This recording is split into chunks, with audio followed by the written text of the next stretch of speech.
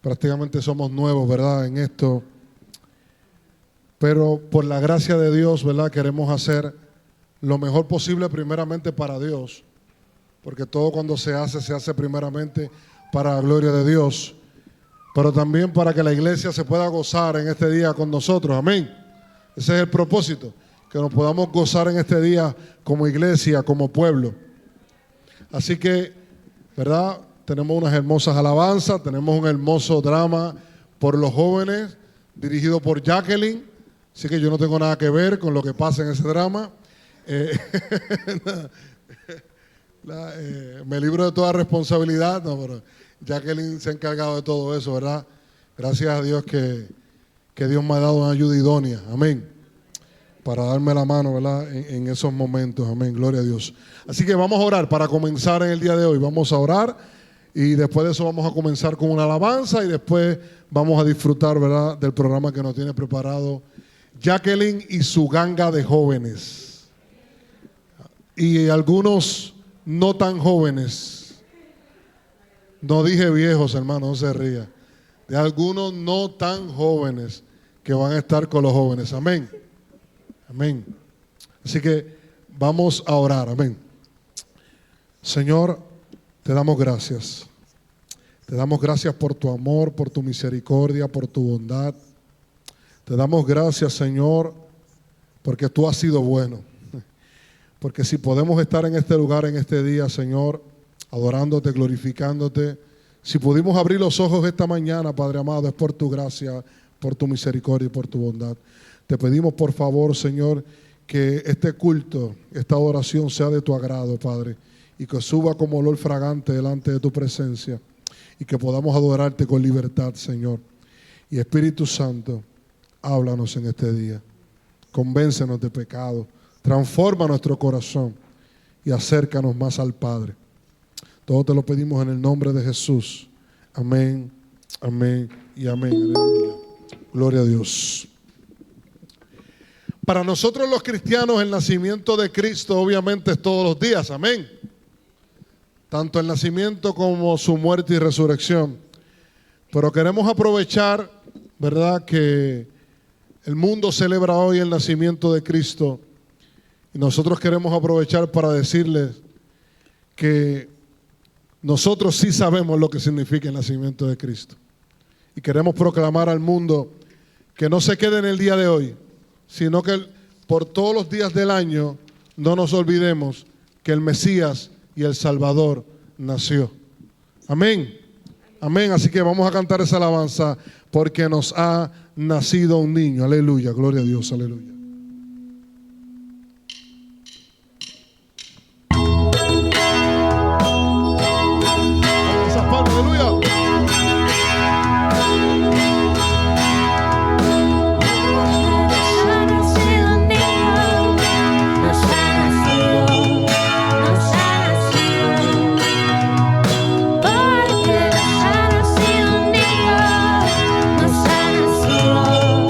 Nos ha nacido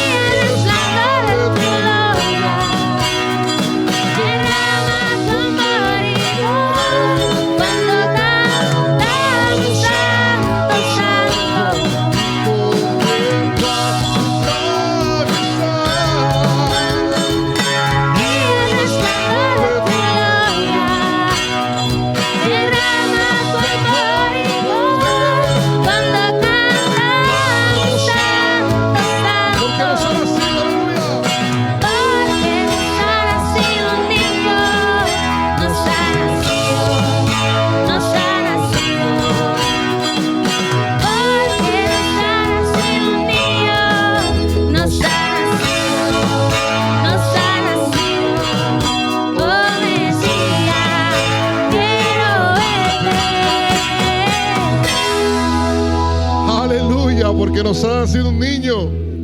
¿Cuántos están contentos por eso? Amén. ¿Cuántos están contentos porque Cristo nació?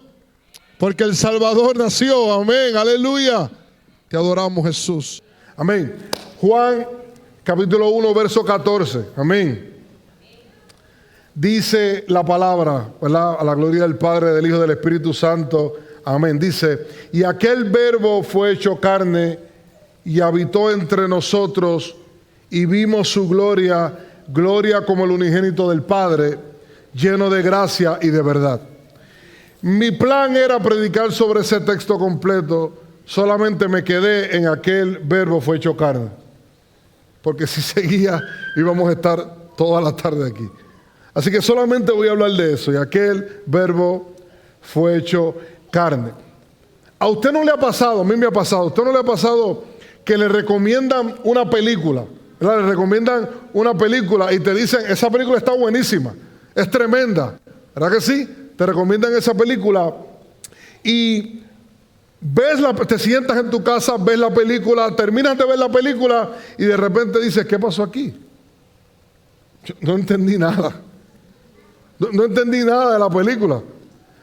A veces somos tan trágicos y decimos, hemos perdido 2 horas de mi vida, he perdido 2 horas de mi vida. ¿Qué es esto, verdad? Entonces, la persona que te la recomendó, tú le dices, mira, lo que tú me recomendaste, perdóname, pero es una porquería de película, yo no entendí nada. Esa es la realidad. Pero la persona comienza a decirte, no, chico, es que tú tienes que entender el propósito de la película. El problema es que tú no entiendes el propósito de la película. Y comienza la persona a explicarte el propósito de la película. Obviamente, pues tú no te molestas porque ya tú la viste, así que no hay problema con que te cuente el propósito, ¿verdad? Y vuelves a ver la película y ahora como que sí la entiendes y la disfrutas. Ah, wow, ahora sí me di cuenta de esto. Yo no sé si a usted lo ha pasado, pero a mí me ha pasado. Bueno, hermano, de la misma manera, la Biblia fue escrita con un propósito. La Biblia fue escrita con un propósito. No hay nada misterioso, no hay ningún complot para controlar personas en la Biblia. No, la Biblia es clara, precisa, cualquiera puede leerla, cualquiera puede entender claramente qué es lo que dice. Y no solamente la Biblia entera tiene un propósito, sino que cada libro de la Biblia tiene también un propósito en particular. En unos hay que verlo más de una vez para entenderlo, como el ejemplo de la película, ¿verdad? Hay unos libros que son un poco más complicados, pero hay otros libros que claramente cuando usted los lee en la Escritura se ve claramente el propósito, se ve claramente el mensaje, y ese es el caso del Evangelio de Juan, que fue, del Evangelio de Juan es el texto que leímos anteriormente. Juan nos da claramente el propósito por el cual él escribió su Evangelio. Y cuando usted va a Juan capítulo 20, versos 30 y 31, ahí va a ver el propósito por el cual Juan escribió su Evangelio. Dice la Biblia, hizo además Jesús muchas otras señales en presencia de sus discípulos, las cuales no están escritas en este libro, dice Juan. Sigue diciendo Juan, pero estas se han escrito para que creáis que Jesús es el Cristo, el Hijo de Dios, y para que creyendo tengáis vida en su nombre. Ese es el propósito del Evangelio de Juan. Que Jesús es el Cristo, que Él es el Hijo de Dios, y que si creemos en Él, tenemos vida en su nombre. ¿Cuántos dicen amén? Yo sé que muchas veces usted ha escuchado de personas que cada vez que viene la época de Navidad, usted escucha a algunos cristianos decir, o incluso personas que no son cristianas dicen, el significado de la Navidad se ha perdido. ¿Verdad que sí? Usted ha escuchado esa expresión. Y usted se encuentra con personas, mira, cuando usted va a Walmart y ve a Walmart lleno, si usted fue ayer, Walmart estaba repleto. Y si usted va hoy, debe estar así también. Y uno dice, mira, el significado se ha perdido. Todo lo que la gente piensa es en regalo, todo lo que la gente piensa es en darle cosas a sus hijos. Y es verdad, esa es la realidad de lo que está pasando. Pero cuando le damos el verdadero significado a las personas, muchas veces simplemente le decimos, la Navidad es Cristo. Y uno se queda, ok, y todo eso es verdad.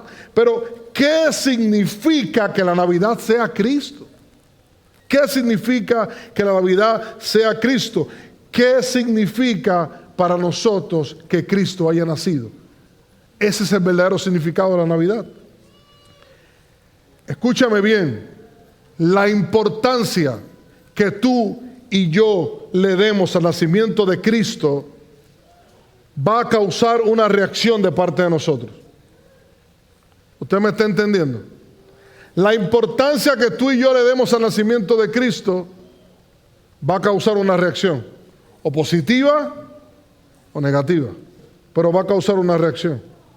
Así que yo quiero que me acompañes a ver ese texto que leímos al principio para ver cuán importante es que Cristo haya nacido. Así que vean, Juan comienza diciendo que aquel verbo fue hecho carne. Eso es lo primero que dice Juan en 1:14. Ahora, la pregunta sería, ¿cuál es aquel verbo? ¿Cuál es aquel verbo? Bueno, Juan viene hablando de ese verbo desde el versículo 1. Véalo ahí mismo en el capítulo 1 de Juan, desde el verso 1, Juan viene hablando del verbo. ¿Y qué dice Juan en el versículo 1, en el capítulo 1 de su evangelio? En el principio era el verbo, y el verbo era con Dios, y el verbo era Dios. Y lo primero que yo quiero que tú veas es que Juan comienza su evangelio igual que el libro del Génesis. ¿Usted no se había dado cuenta de eso? Los que han leído la Biblia. Juan comienza igual que el Génesis, en el principio. ¿Verdad que así es que comienza Génesis? En el principio creó Dios los cielos y la tierra, ¿verdad? Y la tierra estaba desordenada y vacía, ¿verdad? Así comienza el libro de Génesis. Pues Juan comienza de la misma manera.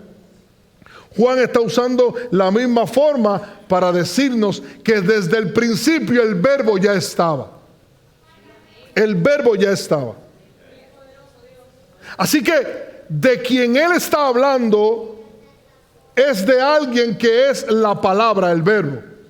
Porque esa palabra que se traduce en Reina Valera como el verbo, esa palabra, y quizá usted lleva tiempo en la iglesia, la ha escuchado, es la palabra logos. La palabra logos en griego, porque el Nuevo Testamento se escribe en griego. Y esa palabra significa palabra, conocimiento. Así que lo que en realidad está diciendo el texto es que el verbo es la palabra.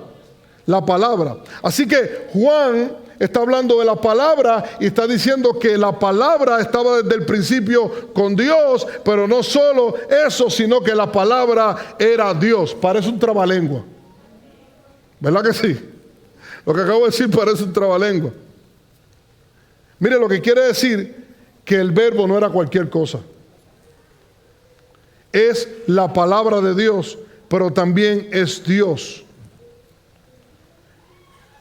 Ok, se lo voy a decir para que me entienda mejor. ¿Qué dice el libro de Génesis? Cuando Dios crea todo, ¿cómo Dios crea todo? Por la palabra, ¿verdad que sí? ¿Qué dice el libro de Génesis? Y dijo Dios, y dijo Dios, y dijo Dios. Así que en el libro de Génesis vemos a Dios creando por la palabra. Así que lo que Juan está diciendo es que Dios estaba creando por la palabra y la palabra era el verbo. La palabra era el verbo. Así que tanto Dios como la palabra estaban creando en el Génesis. ¿Usted me está entendiendo? ¿Me está entendiendo? Ok. Por eso es que en el verso 2 Juan va a decir: todas las cosas por él fueron hechas y sin él nada de lo que ha sido hecho fue hecho. ¿Pueden atar la palabra Génesis con el versículo 2 de Juan? Tanto Dios como la palabra estaban creando en el principio. Así que, hermano, vuelvo y repito, el verbo del que está hablando Juan, la palabra que está hablando, no es cualquier cosa. No es cualquier persona. No solamente es Dios, sino que también tiene el poder creativo de Dios. Por eso Juan va a decir en el verso 3, en él estaba la vida y la vida era la luz de los hombres. Por eso es que más adelante en Juan capítulo 11, 25, la palabra de quien Juan está hablando, él va a decir: yo soy la resurrección y la vida. El que cree en mí, aunque esté muerto, vivirá. ¿Usted me está entendiendo? Obviamente ya con esto le adelanté un poco quién es el verbo, ¿verdad que sí? Aunque yo entiendo que ya usted lo sabía. Así que la segunda pregunta, ¿quién es el verbo? Que ya creo que ya todos lo saben, pero por si quedan dudas, después del verso 14, Juan habla del profeta Juan el Bautista, quien dice que vino a dar testimonio del verbo, el cual es Jesucristo. Ahora vamos a atar todo eso. O sea que Cristo es la palabra. Estaba desde el principio. Estaba con Dios. Era Dios. Y junto con Dios creó todas las cosas. No, usted no entendió eso. El bebé que estaba en el pesebre es la palabra. Estaba con Dios, era Dios y creó con él todas las cosas. Así que Jesucristo es la palabra de Dios.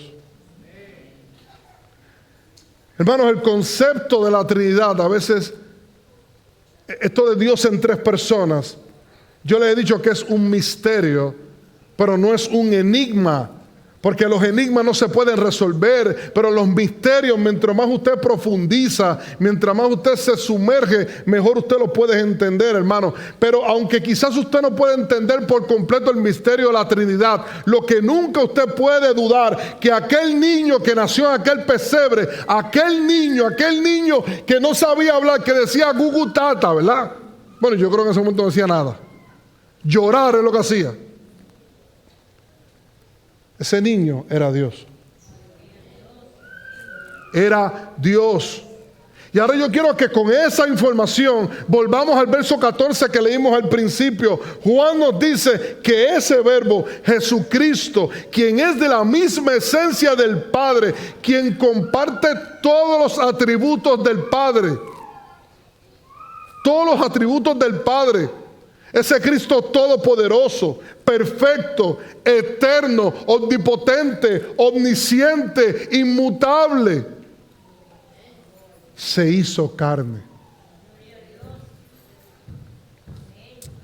Me gusta como lo dice A.W. Pink, en uno de sus libros hablando sobre este tema. A.W. Pink escribió, mira cómo lo describe: el infinito se hizo finito, lo invisible se hizo tangible, lo trascendente se hizo inminente, lo que estaba lejos se acercó. Eso es lo hermoso de nuestro Dios.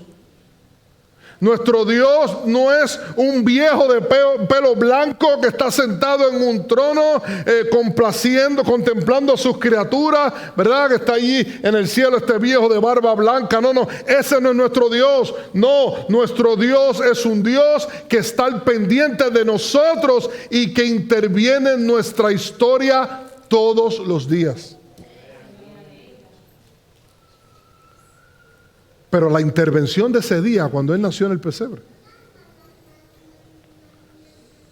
ese momento en que Cristo se encarnó, ese momento en que nació, fue el momento más importante de la raza humana. Fue el momento más importante de la raza humana. Pero aquí nace otra pregunta, hermano. ¿Por qué Cristo, el todopoderoso Dios, se encarnó? ¿Por qué se hizo hombre? ¿Por qué se hizo hombre? Mire, si usted va a la carta a los romanos rápidamente, no le quiero tomar mucho tiempo, pero si usted estudia la carta a los romanos, el apóstol Pablo escribe que el pecado del primer Adán, por ese pecado entró la muerte a todos los hombres. Todos conocen la historia de Génesis aquí, me imagino. Y saben que Adán pecó en el Génesis, ¿verdad que sí? Pues por ese pecado entró la muerte a todos los hombres. Porque Adán era nuestro representante en el principio, en el Génesis.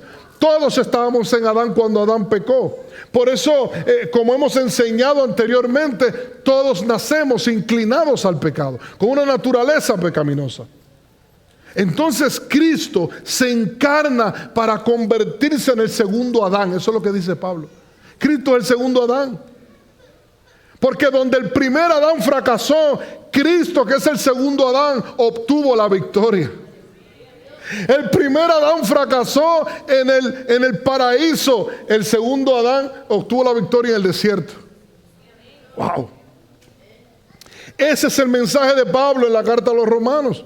Cristo se encarnó para convertirse en nuestro mediador. Él es nuestro mediador. Por eso 1 Timoteo 2:5 dice: porque hay un solo Dios y un solo mediador entre Dios y los hombres, Jesucristo, hombre. No hay otro mediador. No hay otro mediador. Escúchame, cualquiera que te diga que hay otro mediador entre los hombres y Dios es una mentira, no es bíblico. La Biblia dice que el único mediador es Jesucristo. Ahora, ¿qué es un mediador, hermano? Cuando dos personas están en conflicto, el mediador es aquel que media, hermano, que busca resolver el problema entre esas dos partes. Eso es lo que hace el mediador. Entonces, ¿por qué nosotros, la raza humana, necesitábamos un mediador? ¿Por qué necesitábamos a Cristo? Ya yo les dije que porque por el pecado de Adán entró el pecado a todos los hombres. Por eso, desde que tenemos conciencia, hermano, lo primero que hacemos es pecar contra la ley de Dios. Mire, yo he hecho este ejercicio varias veces. Si yo le digo a usted, mira, voy a usar a mi hijo, ¿verdad? Para no usar a nadie. Voy a usar a mi hijo. Si yo le digo a mi hijo: Víctor, vive una semana en pecado, vive una semana gobernándote a ti mismo como tú quieras, pero déjame enseñarte cómo hacerlo. ¿Sabe lo que me va a decir mi hijo? Tú no tienes que enseñarme eso. Eso yo lo sé hacer. Esa es nuestra naturaleza humana, vivir de espaldas a Dios. Nadie me tiene que enseñar a vivir de espaldas a Dios. Eso está ya en mi naturaleza. Ahora, si yo le digo a mi hijo: esta semana vas a vivir en el Espíritu, vas a orar, vas a leer la Biblia, él va a necesitar no solamente mi ayuda, va a necesitar la ayuda del Espíritu Santo. Y el problema de ese pecado, de esa naturaleza pecaminosa, es que nos puso en conflicto con Dios, porque Dios ha dicho en su palabra que no va a dejar al culpable sin castigo. Y la Biblia enseña que todos somos culpables. Todos somos culpables. Calixto, pero yo vine hoy a hablar del nacimiento del niñito Jesús. Y tú me estás diciendo culpable. No, yo también soy culpable. Pero te voy a dar la buena noticia. Cristo se hizo hombre para que fuera posible que Él muriera y así convertirse en el segundo Adán. A diferencia del primero, Él obedecería al Padre en todo. Tenía que venir un representante de la raza humana. Un representante perfecto, santo, sin pecado, para poder hacer posible que pecadores como tú y como yo podamos alcanzar la salvación. Necesitábamos un mediador. Por eso Juan, en el verso 9 de ese capítulo 1, dice que Cristo es la luz verdadera. Él es la luz verdadera. ¿Y por qué tiene que decir la luz verdadera? Mire, hermano, el mundo a veces nos va a tratar de impresionar con destellos de luces que nos llaman la atención. Eso es lo que hace el mundo. Destellos de luces que parecen verdad. Por momentos creemos que estamos bien sin Cristo porque pasamos momentos felices. Por momentos decimos: yo estoy bien. Tengo dinero, tengo salud. Estoy bien. ¿Para qué yo voy a esa iglesia? ¿Para qué yo voy a buscarle a Cristo si yo estoy bien? Y el mundo te engaña y por momentos te da esos shots de dopamina, como uno dice, ¿verdad? De felicidad. Pero la realidad es que la oscuridad del pecado no nos deja ver la verdad. No nos deja ver la verdad. Por eso Cristo ofrece más que simples destellos de luces. Cristo es la luz verdadera que quita la oscuridad del pecado y te hace ver en realidad tu condición y la hermosura de Cristo. Por eso Él es la luz verdadera. Y lo bello de esto es que, como dice Juan, esa luz alumbra a todos. Esa luz alumbra a todos. No importa en cuánta oscuridad estemos, no importa cuán sumidos en el pecado estemos, Cristo es suficiente para alumbrar mi oscuridad. Cristo es suficiente para alumbrar a todos, pero para todo el que cree. Por eso Juan dice que Él vino a los suyos, o sea, a los judíos, pero los judíos no le recibieron. Y por eso dice en el verso 12, mas todos los que le recibieron, a los que creen en su nombre, les dio potestad de ser hechos hijos de Dios. Ahora, déjeme decirle algo.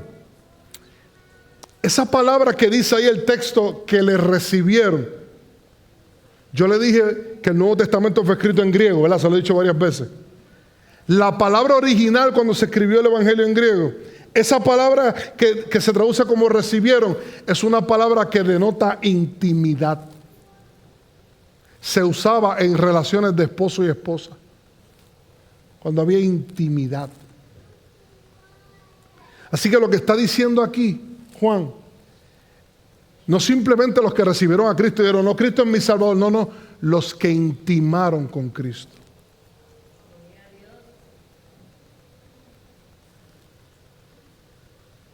¿Usted entendió eso?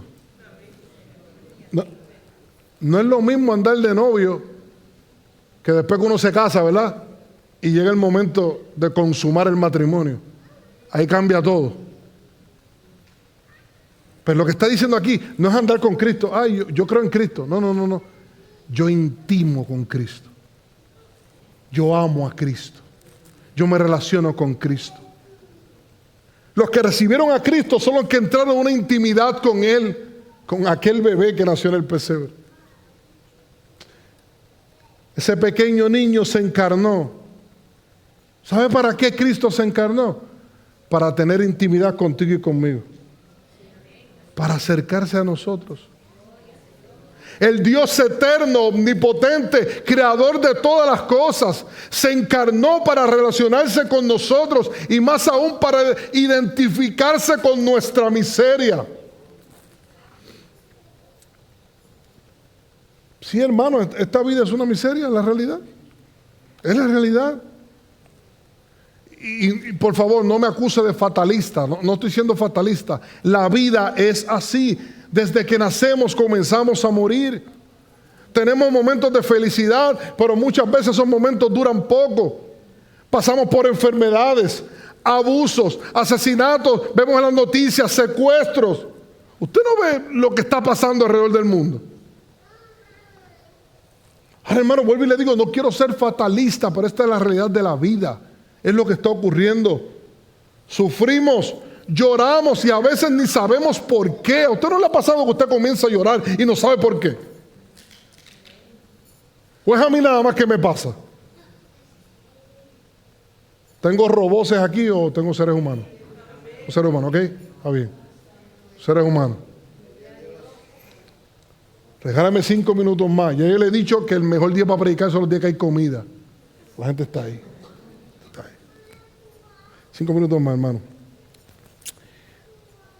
Pero Cristo se encarnó, hermano, y sufrió como hombre. Y ahora Él puede entender nuestras debilidades. Mira lo importante que ese niño haya nacido, que se haya encarnado.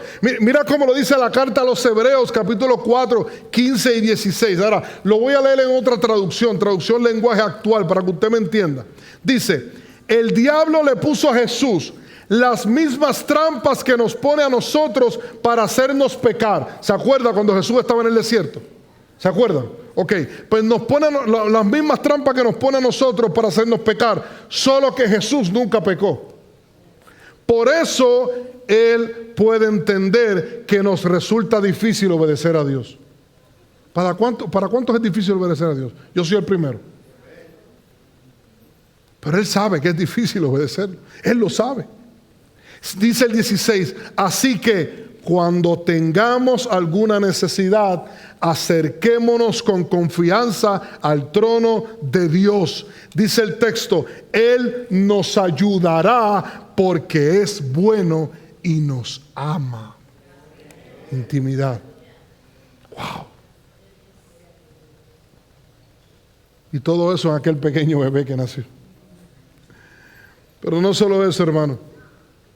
Cristo se encarnó para vivir la vida que tú y yo no podíamos vivir. Él vivió en perfecta comunión con el Padre. Pero aunque nosotros no podemos vivir perfectamente como Él vivió, hermano, Él nos dejó un ejemplo de cómo podemos vivir una vida sincera delante de nuestro Padre. Cristo es un ejemplo para nosotros. Cristo nos dejó un ejemplo de oración. Cristo nos enseñó cómo la oración nos conecta con nuestro Padre. Nos dejó ejemplos de la importancia de su palabra. Cristo dijo, el que me ama guarda mis mandamientos.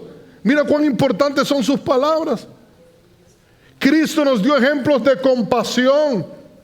Cuando otros acusaban a Cristo de que Él comía con pecadores, de que Él comía con publicanos, de que Él, mire, como en Puerto Rico decimos, Él comía con la tierra. Puerto Rico. Sí. Con lo que para la gente no servía. Lo acusaban de eso. ¿Y sabe qué Cristo le dijo? Yo vine por los enfermos. Yo vine por los enfermos. Nos dio ejemplo de compasión, nos dio ejemplo de misericordia, nos dio ejemplo de amor al prójimo, nos dio ejemplo de liderato. Cristo fue un ejemplo. Hermano, ese bebé que nació se convirtió en un ejemplo para nosotros de cómo vivir para Dios. Y sabes, todo esto ocurrió simplemente porque Él se encarnó. Todo pasó porque Él se hizo hombre. Si Él no se hubiera hecho hombre, nada de esto hubiera pasado. Así que, hermanos, decir que Cristo es el verdadero significado de la Navidad es quedarnos cortos ante la realidad de lo que verdaderamente pasó. Nos quedamos cortos. No, yo creo que en esta vida no vamos a llegar a comprender ese misterio completamente.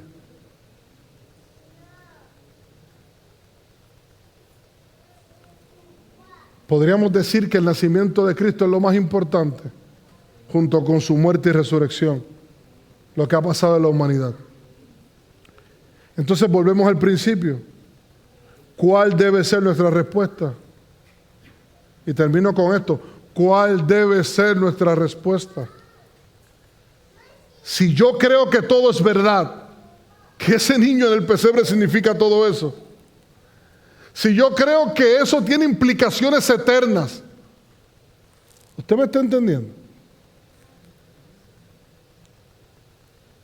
Si yo pienso que verdaderamente era necesario que Dios se encarnara por mi pecado, yo tengo dos opciones.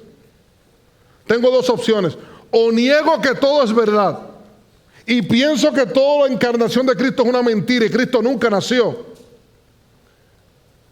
Y obviamente tengo que tratar de callar a mi mente y a mi conciencia que me va a estar diciendo, no, porque el alba gime por salvación. Y vamos a tratar de callar nuestra conciencia diciendo, no va a pasar nada, tranquilo. Después de la muerte lo que hay es la nada. Vamos a flotar en el aire. Sí, esa es la única forma de borrar que Cristo nació. Decir que es una mentira. O reconozco el nacimiento de Cristo. Y si reconozco el nacimiento de Cristo como verdad, entonces todo lo otro sobre Cristo también es verdad.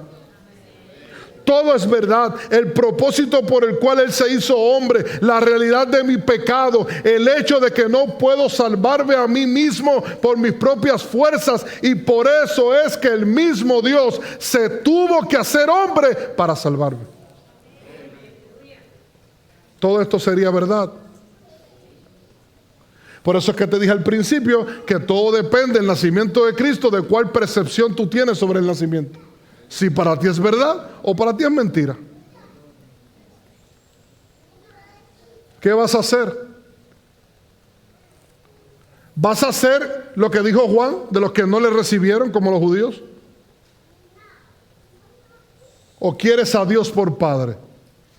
Esa es la pregunta, porque los que le recibieron se les dio el derecho de ser hijos de Dios, ¿verdad que sí? Así que ¿qué vas a hacer? ¿No lo vas a recibir o quieres a Dios por Padre? Recuerda las palabras del mismo Jesús en Juan. Jesús dijo, yo soy el camino, la verdad y la vida, y nadie viene al Padre sino por mí. Si me conocieres, si me conoces, también a mi Padre vas a conocer, y desde ahora le conocéis y la habéis visto. Él es el camino, la verdad y la vida. Él es el camino, la verdad y la vida. Y ya esto yo le he dicho varias veces. Cada vez que hablamos de Cristo, las personas comienzan a pensar, es que yo tengo que dejar esto, tengo que dejar lo otro. No, tú no puedes dejar nada, no puedes. Escucha, no puedes. No tienes el poder, no tienes las ganas, no tienes el deseo. Tienes que venir a Cristo porque Él es el que puede. Él es el que puede libertarte. Oye, yo no tengo tiempo para contar, pero siéntese con Jacqueline, no conmigo, y cuéntele dónde, que Jacqueline le diga dónde yo estaba. Hermano, y no es para vanagloriarme, incluso es para bochornarme. Por eso es que no quiero estar cuando ella le cuente. Porque es un bochorno para mí. Pero el que yo esté aquí es por Cristo, hermano, por Cristo. Simplemente por Cristo. Porque si fuera por mi deseo, me hubiera quedado en mi pecado. Es por Cristo.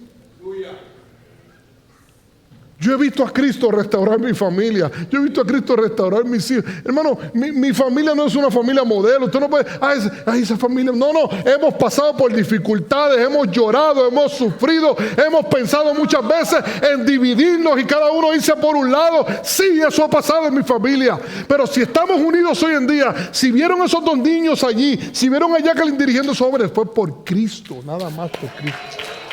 Nada más por Cristo. Cristo. Aplauda a Cristo.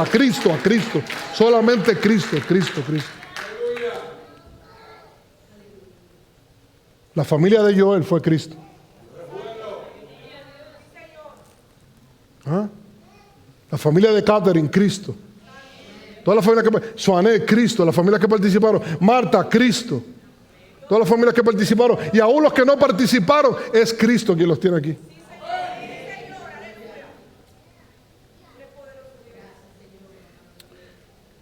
Y termino con el propósito de la carta que se lo leí al principio. ¿Sabe cuál es el propósito de que Jesús naciera? De que Cristo naciera.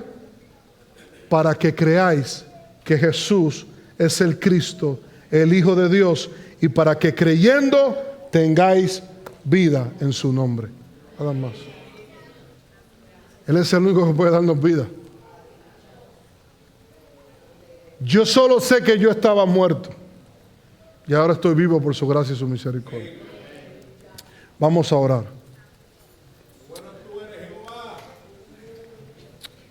Padre amado, Padre celestial, Señor.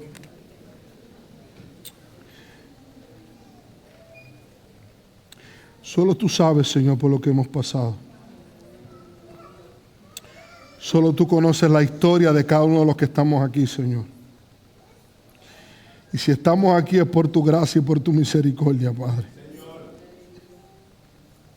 Señor, quizás yo no soy el mejor vaso para llevar este mensaje, pero a ti te ha placido hacerlo por tu gracia y por tu misericordia. Pero gracias, Señor, porque sigues levantando vasos dentro de esta iglesia. Para tu gloria y para tu honra. Vasos que te van a honrar. Vasos que te van a glorificar. Pero también hay visitas en medio de nosotros, Padre.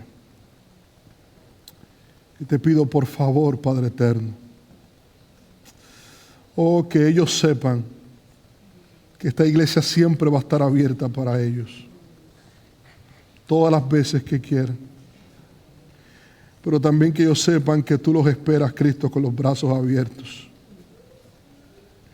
Tú los esperas con los brazos abiertos, Jesucristo. Y que no importa cuán negros sean nuestros pecados, tu sangre puede limpiar cualquier pecado. Gracias, Señor. Y recuérdanos cada día que tú naciste para salvarnos. Naciste para redimirnos. Naciste, Señor, porque no podíamos salvarnos por nosotros mismos. Gracias, Señor, por no dejarnos a nuestra intemperie, por no dejarnos a nuestro pensamiento, por no dejarnos a nuestros deseos. Gracias por intervenir en la historia de esta humanidad. Si esta humanidad todavía no se ha roto completamente, no se ha contaminado completamente, es porque tú naciste. Y porque hay personas llenas de ti que todavía viven en este mundo. Ayúdanos a reflejarte, Jesucristo. Te lo pedimos en el nombre de Jesús. Amén. Amén. Y amén. Gracias, Señor. Te adoramos, Jesús.